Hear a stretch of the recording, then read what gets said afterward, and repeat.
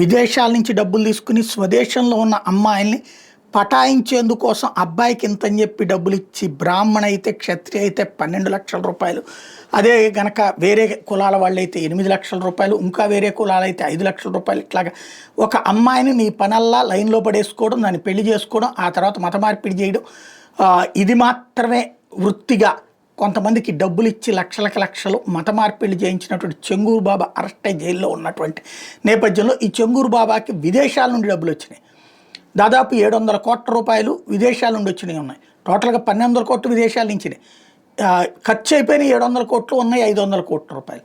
ఈ మొత్తం 8 దేశాల నుండి వచ్చినాయి. ఇప్పుడు ఈ వ్యవహారం మనీ ల్యాండరింగ్ కిందకు వస్తుంది కాబట్టి ఆ దిశగా దర్యాప్తు చేసేటటువంటి పనిని ఈడీ ప్రారంభించింది. ఎన్ఫోర్స్మెంట్ డైరెక్టరేట్ ఇప్పుడు అతన్ని అరెస్ట్ చేసి వాళ్ళు ఇన్వెస్టిగేషన్ స్టార్ట్ చేశారు.